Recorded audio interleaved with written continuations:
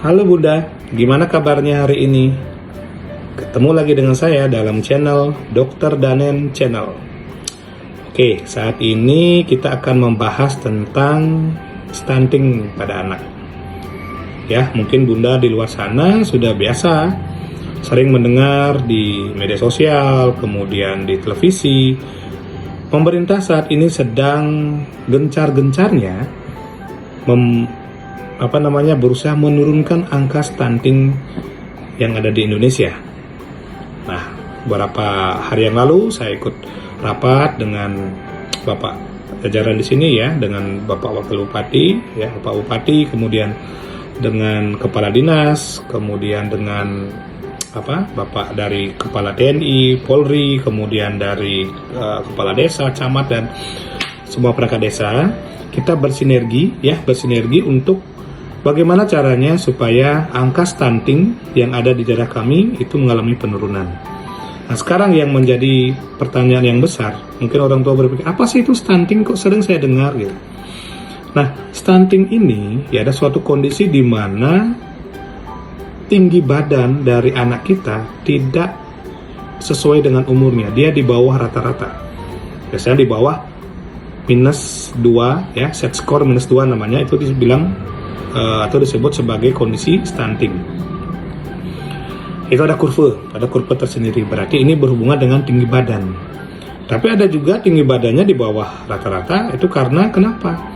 Kita lihat apakah dia merupakan masalah gizi, apa memang tinggi potensi genetik dari orang tua yang pendek.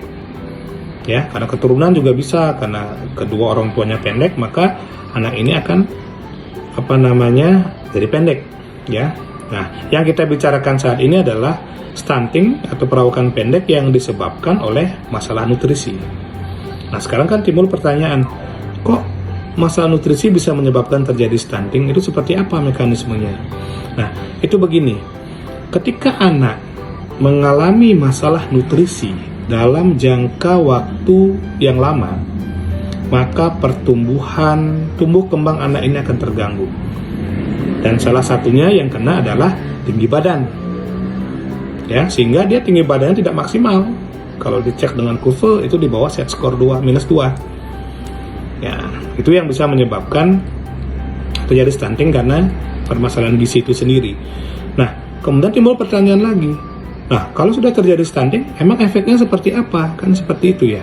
Nah, untuk efek yang bisa ditimbulkan ketika anak ini mengalami stunting adalah masalah brain development. Itu yang paling utama.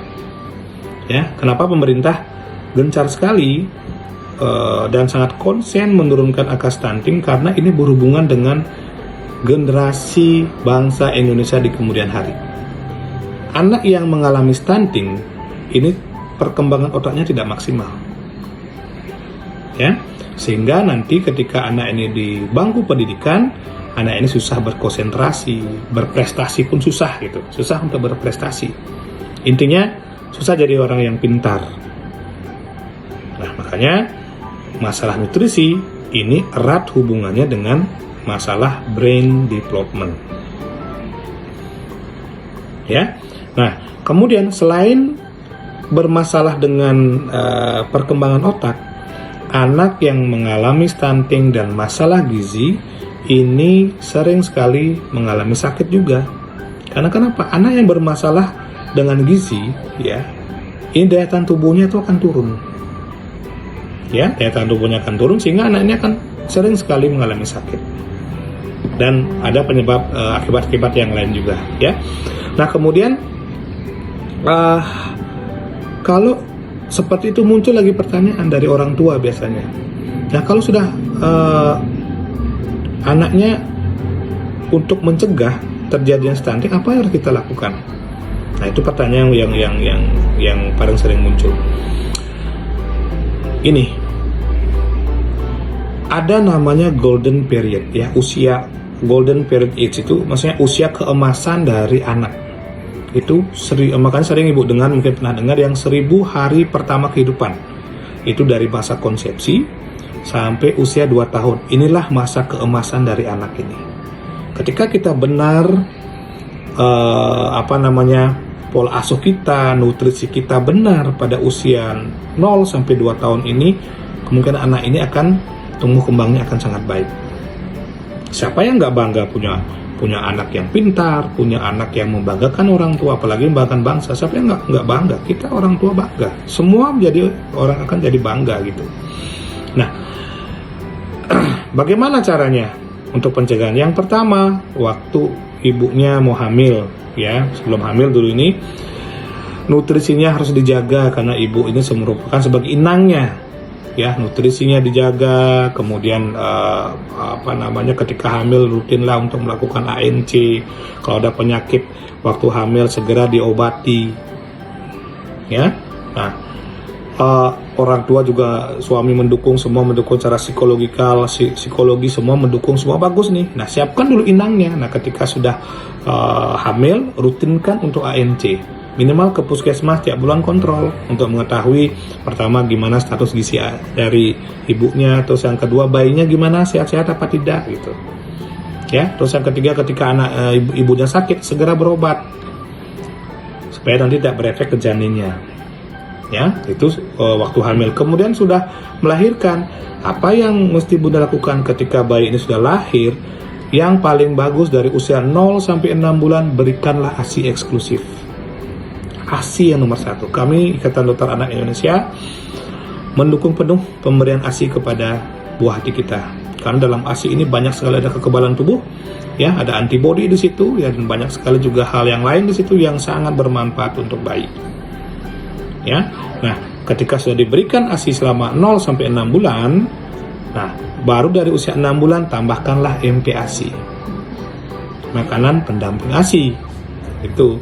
Nah, karena beberapa kasus saya temukan, contohnya saya ketemu pasien dibawa oleh Pak Camat, ya, di daerah saya bekerja. Saya apresiasi dengan beliau, sangat konsen juga untuk memberantas masalah stunting di daerah ini.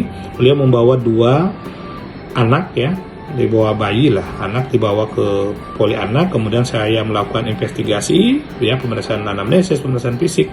Ternyata anak usia 20 bulan itu masih diberikan ASI tanpa ada jadwal yang jelas. Ya, jadwal dari pemberian makan dari anak ini kacau balau. Terus ASI-nya tidak berjadwal. Setiap mau kapanpun mau ASI dikasih ASI. Efeknya apa? Anak ini akan kenyang dengan ASI. ASI atau supor itu tidak bisa menggantikan makanan utama. ASI ini cuma bagus sampai usia 6 bulan. Nah, di atas 6 bulan, ASI ini sudah tidak bisa memenuhi kebutuhan akan tumbuh kembang dari bayi kita. Makanya di situ ditambahkanlah dengan MPASI, seperti itu. Berapa yang terjadi? Orang tuanya nggak tahu, ketika dibawa ke posyandu, dicek tinggi badan, ternyata anaknya mengalami stunting. Padahal ini 2 orang, yang satu ekonominya mampu, yang satu memang karena faktor ekonomi, yang satu ekonominya mampu, tapi karena edukasinya kurang, pengetahuannya kurang, dan tidak mengerti tentang bagaimana cara pemberian MPASI yang baik dan benar, akhirnya anaknya mengalami stunting. Tuh, ya. Nah, kemudian menu MPASI yang baik apa? Itu harus mengandung menu lengkap. Ada kandungan karbohidrat, ada kandungan protein, dan ada kandungan lemak. Dan harus ada berjadwal. Kapan kita memberikan makanan utama, kapan kita memberikan makanan selingan, kapan kita ngasih misalkan buah, kemudian kapan kita memberikan dia ASI atau supor. Ya. Nah, ASI ini 0,0 sampai 6 bulan dan lanjutkanlah sampai usia 2 tahun. Itu kalau untuk program pemberian ASI. Ya, kemudian menu dari MPASI juga harus kita lihat. Karena kenapa? Ketika kalori, sebenarnya gini, setiap anak, ya, kita juga orang dewasa ini memiliki kebutuhan kalori harian. Nah, kalori ini berbanding lurus dengan berat badan. Ketika anak ini dari makanan dan minuman yang dia konsumsi, jumlah kalorinya selalu di bawah kebutuhan hariannya, maka berat badannya akan susah sekali naik. Tetapi kalau makanan yang dikonsumsi, minuman yang dikonsumsi, jumlah kalorinya sama dengan jumlah kalori yang dia butuhkan atau melebihi dari jumlah kalori yang dibutuhkan hariannya, itu akan mengalami peningkatan berat badan. Asalkan anak ini tidak mengalami penyakit kronis. Atau penyakit-penyakit yang lain yang kita nggak tahu, misalkan infeksi saluran kencing, TBC yang kita nggak tahu, penyakit kongenital kayak jantung, penyakit yang lain. Nah, kalau anak ini mengalami penyakit yang lain, itu juga hal yang bisa menyebabkan terjadinya susahnya naik berat badan. Bahkan cara yang bijak seperti apa? Cara yang bijak adalah ketika anak ini sudah mulai gejala susah makan, berat badan tidak mulai naik, segera konsultasikan dengan dokter di daerah bunda yang terdekat. Supaya langsung dilakukan investigasi dan kita lihat, oh di sini loh miss-nya, di sini miss-nya. Nanti dokter akan memberikan step-step misalnya. Begini caranya Bu, begini jadwalnya begini gitu. Ya, jangan tunggu berlarut. Ya, dia juga mau makan, lalu masalah gizi, nanti akhirnya anaknya akan mengalami stunting tanpa ibu sadari. Itu cara pencegahannya. Kalau untuk pengobatannya gimana? Nah, untuk pengobatannya ketika terdiagnosis dengan stunting, biasanya dokter ini ya, dokter darah bunda itu akan memberikan vitamin ya sesuai dengan kebutuhannya dia, kemudian akan ditelusuri adakah penyakit penyerta, penyebab dia stuntingnya apa gitu. Tergantung dari apa yang ditemukan oleh dokter yang di daerah bunda tersebut. Kemudian nanti setiap bulan usahakan kontrol rutin untuk melihat berat badannya gimana, tinggi badannya berapa gitu. Ya, ikuti saran dokter yang meriksa anaknya ibu. Karena anak yang stunting A ini bisa terapinya beda dengan stunting B. Masalah tergantung dari penyebabnya apa gitu. Apakah penyebab karena ada faktor makanannya kah? Atau penyebabnya karena ada penyakit penyerta yang lain? Atau karena ada memang dari faktor lingkungan yang tidak mendukung. Dari higienitas, keharmonisan keluarga, kemudian ya banyak hal. Makanya ketika anak ini mengalami stunting, bunda minimal 1 bulan sekali harus ketemu dengan dokter. Lakukan pengontrolan ya. Tuh. Kemudian untuk masalah ini sudah, untuk masalah pengobatan, pencegahan komplikasi. Ya, komplikasi sudah saya bilang tadi. Oke, segitu dulu ya untuk saat ini. Saya doakan semoga bunda dan buah hati di sana selalu dalam keadaan yang sehat dan menjadi anak yang membanggakan. Sampai jumpa lagi di episode yang akan datang. Bye-bye.